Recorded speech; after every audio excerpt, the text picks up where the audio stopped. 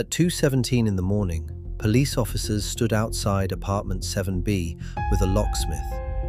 The apartment had been officially empty for 6 years. No active tenant, no registered occupant, no utility account. According to the landlord, no one had entered the unit since the day the previous tenant disappeared. But when the officers opened the door, they found a television playing softly in the living room. A plate of food sat on the kitchen counter. The food was still warm. There were fresh footprints across the floor. And on the wall opposite the bedroom was something that made the officers stop. Photographs, dozens of them. Pictures of people entering and leaving the building. Neighbors, visitors, children, tenants. And among them was a photograph of a young woman standing outside apartment 7A. Her name was Amara Cole. She had moved into the building just 3 months earlier. The photograph had been taken 2 days before. There was only one problem. Amara was standing inside her own apartment when the picture was taken. Someone had been watching her, and whoever that person was. They had been watching everyone, but the strangest part of the investigation wasn't what police found inside apartment 7B. It was what they didn't find. There was no bed, no clothing, no identification, no obvious sign that anyone actually lived there. The apartment looked occupied, but it was also empty, and that was the mystery. How could an apartment be empty while someone was clearly living inside it? To understand what happened, investigators had to go back 3 months, back to the day Amara Cole first moved into the building. Amara was 24 years old when she rented apartment 7A. She had recently graduated from university and had spent most of her early 20s living with relatives, saving whatever money she could. The apartment wasn't luxurious. The building was old. The elevator sometimes stopped between floors. The hallway lights flickered. The plumbing made strange noises at night. But to Amara, it was perfect. It was the first place that was truly hers. She had a small bedroom, a narrow kitchen, a living room with enough space for a couch and a desk, and most importantly, it was affordable. The building itself was called Ashford House. 7 stories, 32 apartments, built in the early 1980s. It sat on a quiet street surrounded by older homes and small businesses. Nothing about the building suggested danger. In fact, the first thing Amara noticed about her new neighbors was how little they seemed to care about one another. People came and went. Doors opened and closed. Elevator buttons were pressed, but nobody lingered. Nobody asked questions. Nobody seemed particularly interested in anyone else's life. That changed on her 4th night. At exactly 3:17 in the morning, Amara woke up. At first, she thought the sound was coming from the hallway. Then she realized it was coming from the wall beside her bed. 3 slow footsteps, pause, then 2 more. Amara sat up. She listened. Nothing. Then she heard it again. Footsteps. Slow. Heavy. Directly on the other side of the wall. She checked the time. 3:17 a.m. The following morning, she mentioned it to her neighbor across the hall. The woman, an elderly resident named Mrs. Evelyn Price, looked at her strangely. Then she asked a question. "Did you hear them from 7B?" Amara didn't know what that meant. She asked who lived there. Mrs. Price stared at the apartment next door. Then she said something Amara would remember for the rest of her life. Nobody. Apartment 7B was directly beside Amara's. The door was painted the same dull grey as every other apartment. There was no name on it, no welcome mat, no decoration. But Amara had noticed something unusual. Every evening at around 8 p.m, the lights inside 7B came on. At first, she assumed someone had moved in. So she asked the landlord. His name was Daniel Mercer. He was a pleasant man in his 50s who managed several properties in the area. When Amara mentioned the lights, his expression changed, only for a second. Then he smiled. "Old wiring," he said. Amara asked why the apartment was empty. Mercer told her the previous tenant had left years ago. He claimed the apartment had remained locked ever since. Amara found the explanation strange, but she accepted it. For a while, then she saw the silhouette. It happened one rainy evening. Amara was standing near her kitchen window when she noticed movement in the apartment next door. A figure, standing behind the curtains, completely still. Amara froze. The silhouette appeared to be facing her. She stepped closer to the window. The figure disappeared. The lights went out. Amara immediately called Daniel Mercer. He arrived 20 minutes later. He unlocked apartment 7B. Amara stood in the hallway as he opened the door. The apartment was dark, empty. Dust covered the furniture. Nothing had been disturbed. Mercer walked through every room. Then he looked at Amara. See, nobody was there.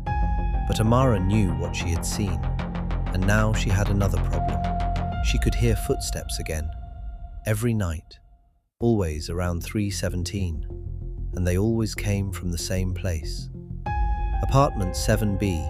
2 weeks later, Amara found a piece of paper underneath her door. There were only 6 words written on it. Stop looking at the windows. No signature. No explanation. Amara immediately called the police.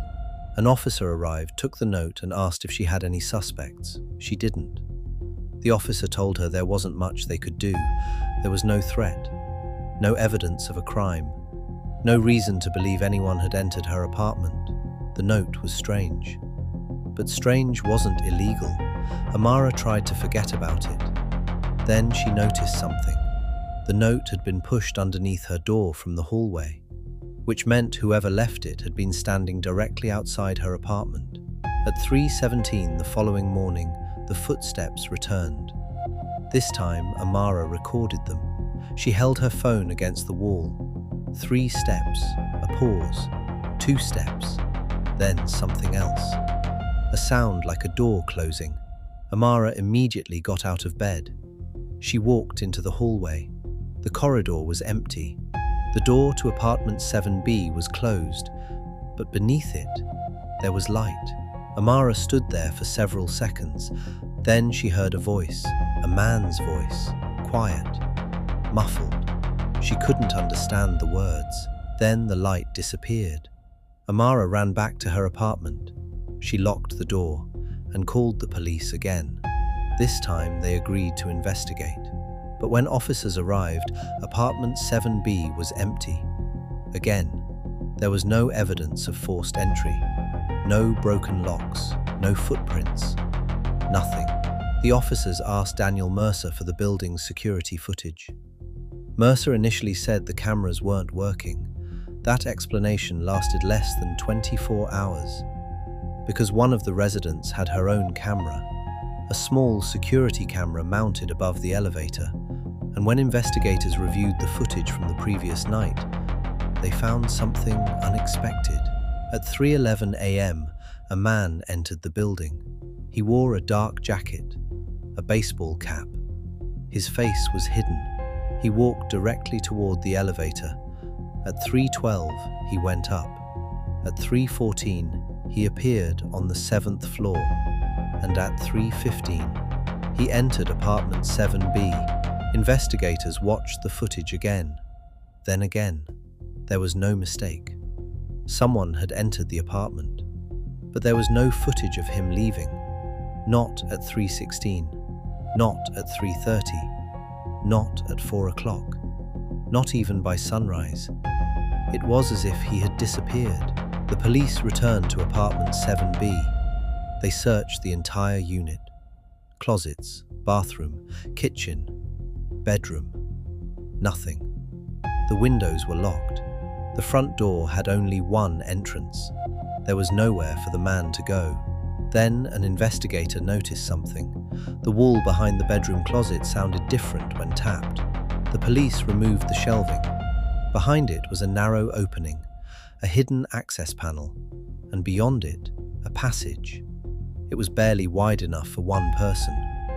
It ran behind the walls of the 7th floor. The passage connected several areas of the building. including apartment 7B. The police had found their first real answer. The apartment wasn't empty. It had another entrance, one that didn't appear on the building's official blueprints. But if someone had been using the passage, why? Investigators began looking into the history of Ashford House. What they found changed the investigation. The building had been renovated in 1998. According to official records, the renovation involved plumbing and electrical work. But old architectural plans told a different story. The 7th floor had once contained a service corridor, a narrow passage used by maintenance workers. The corridor had supposedly been sealed during the renovation, but it hadn't been. Someone had simply removed it from the updated plans. The hidden passage gave access to apartment 7B. It also gave access to storage rooms, utility spaces, and several old maintenance closets. But that wasn't the worst discovery. Investigators found that apartment 7B had a history.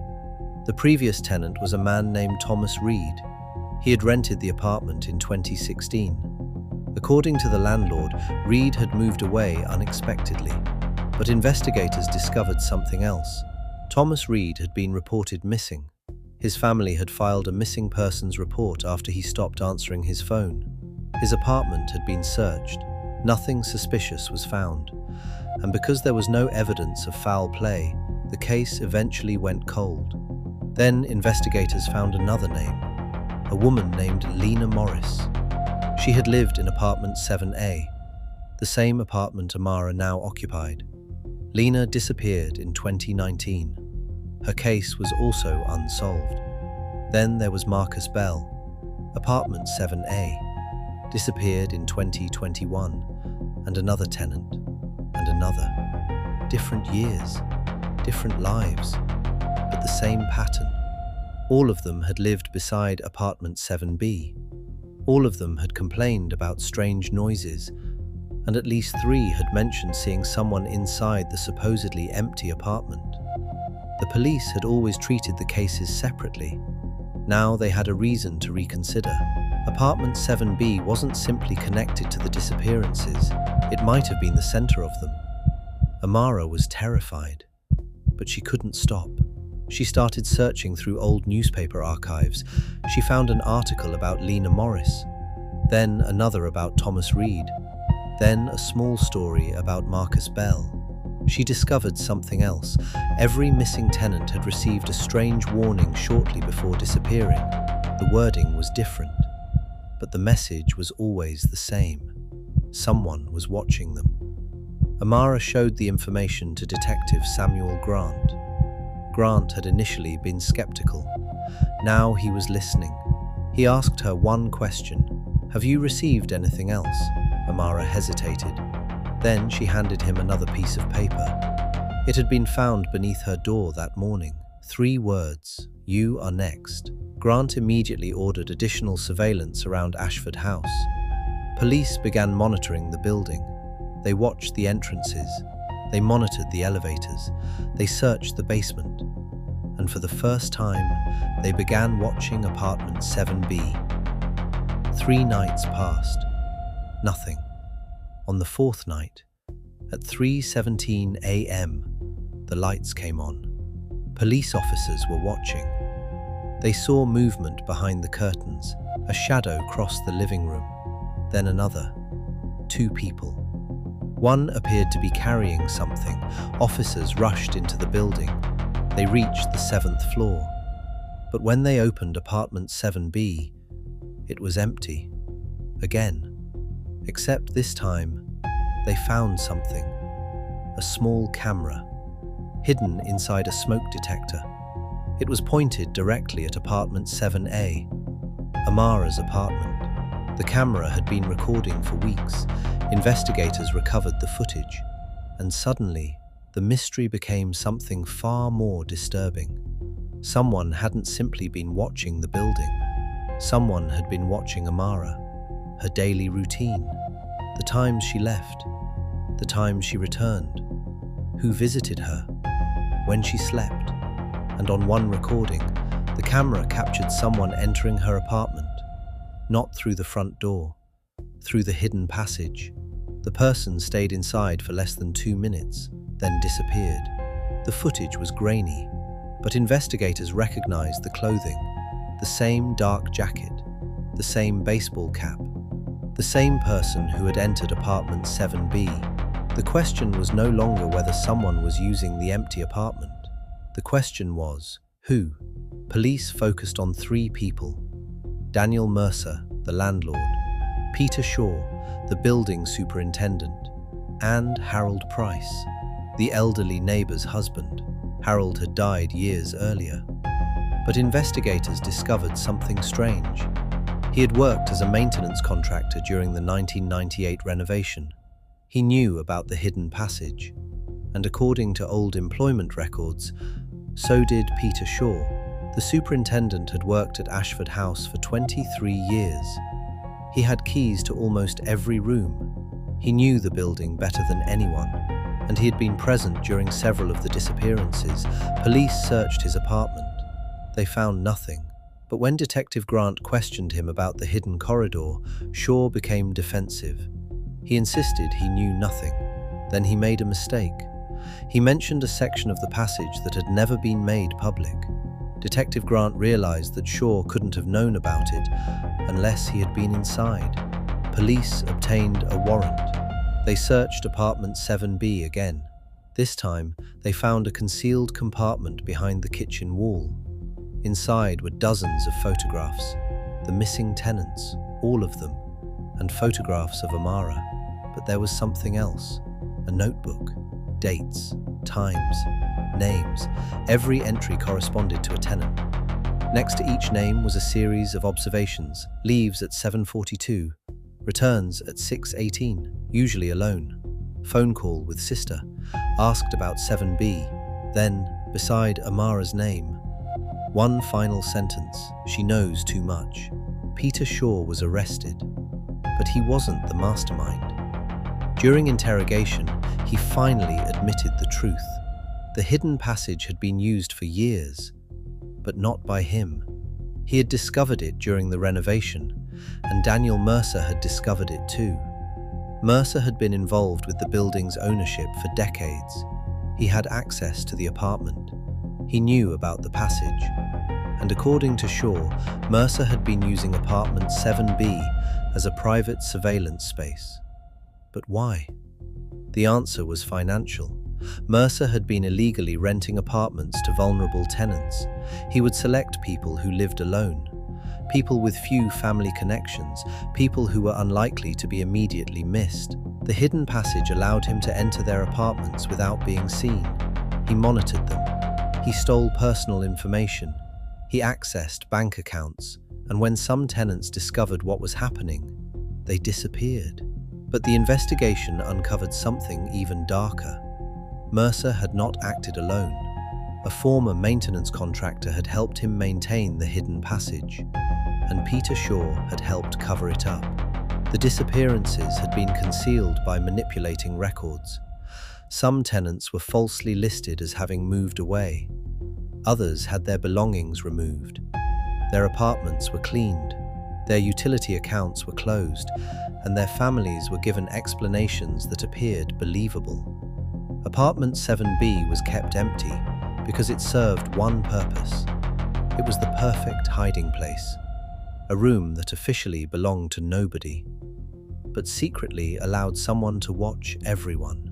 3 days after Peter Shaw's arrest, police arrested Daniel Mercer. He denied everything.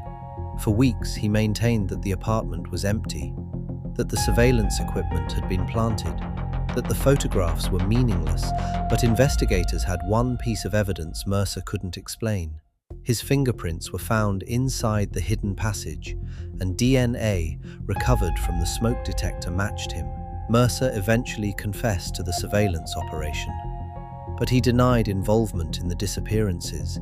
He claimed the missing tenants had simply left. The evidence suggested otherwise. Investigators recovered financial records linking Mercer to accounts belonging to 2 missing residents. They found personal belongings hidden in a storage unit. And in the basement of Ashford House, they discovered a sealed room. Inside were items belonging to several missing tenants, a handbag, a university identification card, a watch, photographs, and a phone that had been turned off for years. The cases were reopened.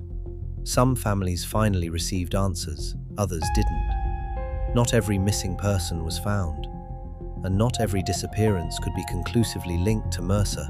But apartment 7B had finally given up its secret. It had never been empty. It had been a surveillance room, a hidden observation post, a place where someone could watch without being seen.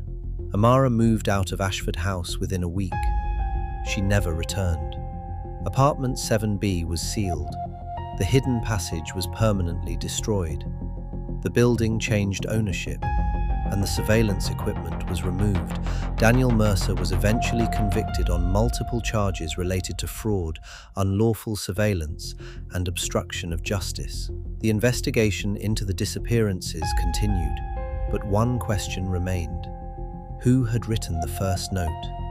Stop looking at the windows. Mercer denied writing it. Peter Shaw denied writing it, and investigators could never prove who had left it. There was one possibility. Someone inside the building had known what Mercer was doing. Someone who had been watching him. Someone who may have been trying to warn the tenants, or, perhaps, someone had simply been protecting the secret. Years later, the building was renovated again. Apartment 7B was converted into a storage unit. The hidden passage was filled with concrete. The walls were rebuilt. The cameras were gone. The apartment was finally, truly empty. At least, that's what the official records say. Because during the final inspection, workers found something behind the old bedroom wall. A small piece of paper, folded tightly. On it was a list of names. Most belonged to people who had once lived in Ashford House. But at the bottom was a name that didn't belong there. Amara Cole. Beside it was a date. The date she had moved into apartment 7A. And underneath her name were 3 words, still watching her. No one ever discovered who wrote them. And that leaves one final question. When the police first opened apartment 7B, had they really found the person responsible? Or had they simply found the room where someone wanted them to look? Apartment 7B was sealed, the hidden passage destroyed, and the case was officially closed. But one question remains: who was really watching? Because sometimes the most dangerous place in a building isn't the apartment where someone lives. It's the one everyone believes is empty. And sometimes the person watching you is closer than you ever imagined.